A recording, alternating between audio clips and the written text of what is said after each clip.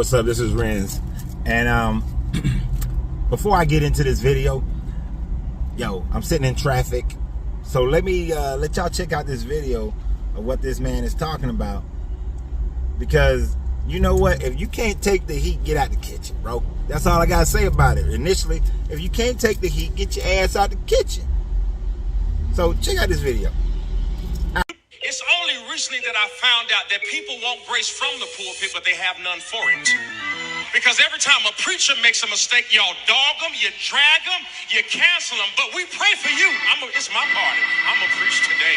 I'm a preach today. Because when you on your third husband, you need prayer. But when we on ours, we need a new career. You got 5 baby daddies and 6 kids, but let the preacher have more than one, and all of a sudden he ain't anointed. Well, neither are you. And the reason why the black community is missing leaders is because you have been tricked into crucifying your own leadership, and you counsel all of your heroes, and you wonder why you have none. All right, so what we got? We got a preacher man who's trying to defend the bad behavior of preachers. And his thing about leadership, man, that's bullshit. That ain't even hardly the reason. Part of the reason, sure, but not the main reason. Not even slightly. Let me take out my glasses for this one. Look, here's the deal. Here's the deal. You want to be a Christian preacher? Go be a Christian preacher. And it goes beyond Christian preachers though, but I'm going to use the Christian preacher for this one. You want to be a Christian preacher? Your book tells you that pastors and deacons will be judged more harshly. That pastors and deacons have to be above board. Your own book tells you this, but yet you complaining? You complaining. Why shouldn't the people who go and listen to a man preach from a book or a woman preach from a book not hold that person accountable for what's in the goddamn own book? The book tells you that you're not supposed to commit adultery. So yeah, when you got a preacher that's committing adultery, yeah, his anointment is not on him. He got a problem. You want grace? No, get off the stage. Because if you're going to stand on that pulpit, you're going to put yourself and prop yourself up as a leader of a spiritual, religious organization, then you got to uphold the contents of that. I'm not saying you got to be perfect, but what you can't do is get mad at the people because they expect more out of you than they are doing themselves. That's a natural thing. Look, I'm not a pastor. I used to be a deacon. But with the content that I put out, I know that I got to be above reproach in many areas. Now, to a certain degree, I don't give a damn what people say about me, because it ain't really about me. And I know that's what you're trying to get across. It ain't about you. It's about the religion. It's about the book. It's about Jesus. It's about. But it is about you because you spewing information. You see, if there's something that I tell people on my videos that I still struggle with, I'm going to tell you that I struggle with it. I got the answer, but just because you know better doesn't necessarily mean you do better. And you expect the same thing. But I'm not coming from a book that tells me that in order for me to be a pastor or a deacon, I gotta be this certain type of person. I gotta be upstanding in certain type of area. But your book tells you that. But you don't want to deal with it. You don't want to deal with it. And dude, cheating, you shouldn't be doing that at all. Because you're a pastor.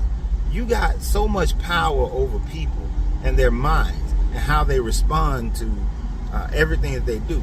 Women and men will become weak towards a pastor, whether they male or female, whereas they may not become as weak towards another person at their job or another person that they see when they out with their friends or whomever, or whatever the situation is. That's your burden to bear, my man. That's your cross to bear. And then to go as far as to talk about when the pastor have more than one child, what you're saying is have more than one child out of wedlock. You go out, not only did you commit the adultery, but you have a child out of wedlock with another woman. Yeah, bro. Maybe you all think about polygamy if that's your vice, because polygamy is not illegal in your book, although it does says pastors and deacons should only have one wife. So I guess you can't do that. Sorry, my bad. But the fact remains, Yeah, the people are going to look down on you if you're a leader. You leading their congregation, you preaching from this book, but you can't uphold what's in your book without, if you're going to do it, come out and just say that, look, hey, yo, I struggle. I had a pastor. I love him to death. Love him to life. Great guy. Brother Marine. He is a Marine, just like me.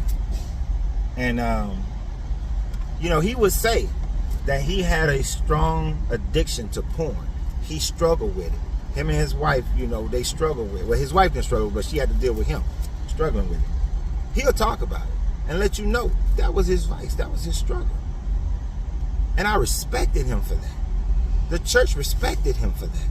Maybe if you quit trying to hide stuff and then just be real with people, show them that you are human, you are a person, you have frailties. Don't try to use, Paul's thing of having a thorn in your side as something that is going to keep you from ever becoming, don't use Paul have a thorn in his side, basically. Stop using that as an excuse for people to overlook your iniquities. Instead, you should be working on it. And if you're out there having babies, you got pastors out there having sex with little boys and grown men, having gay sex, which is against your Bible. It says sleeping with another man is an abomination. Don't take the use of a woman and give it to a man. It tells you that, but you're still doing it. And now finally to the last part, you're talking about we tear down our leaders. True. The government has taught us to tear down our black leadership. The problem is you think our black leadership should be the pastors. Our black leadership is not the pastors. Unfortunately, they've made our black leadership to be the entertainers. The basketball players, the football players, the singers, all these people. That shouldn't be our leadership either. Our leadership should come from the neighborhoods. It should come from the fathers and mothers who are in their household, taking care of their families, and who have a heart for the people in order to do more. Our leadership should come from the business sector. People who actually can have a greater impact on our lives than somebody standing in the pulpit. Because here's the unfortunate part. You guys are standing in the pulpit. You actually got the power to have the greatest impact on black people's lives, but yet you won't do it. I went across to multiple churches in the Atlanta area, tried to get them to enact a financial program that will not only build the church, make the pastor a mega pastor, but also it'll build their community. Not one did it. Not one did it in its entirety. One pastor did a bastardized version of it. But not one of you wanted to do it because you was afraid of your 501c3, whatever it is. And you didn't want to get caught up in thinking the government is going to come and get you, snatch you, all this kind of stuff. You're afraid to truly be leaders. You pastors are afraid to truly lead the people. Oh, you have your economic thing once a year, your business thing once a year, your house buying thing once a year. Every week you can ask for them tithes. Why not every week you talk to the people about doing business with the people who got businesses in your church and tell the people who got the business in your church to hire the people in your church? Why can't once a week, if you can ask for them tithes, you can't teach your people about economic stability and how to build wealth and how to have patience, instead of trying to tell them that they're going to get manna from heaven? Instead of trying to tell them that if you give, then God's gonna shake it up and give it to you, tenfold. Stop telling them this mystic shit and give them the real. Give them the real of how to build wealth. Give them the real of how to build a family. Give them the real of how they should act in society, instead of trying to have people just praying and on their knees and coming to you and asking for your grace. Because your grace don't mean shit, to be honest. Your grace don't mean nothing. The only grace that means something is the grace that people have within themselves.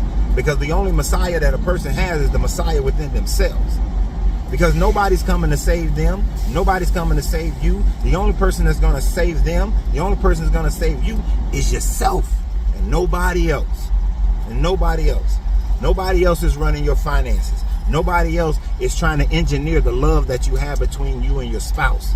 Nobody else is trying to engineer the trust you have between you and your spouse. Nobody else can go to college for you and get that education. Nobody can get out here and just without college get that business education by reading books and going out and trying it.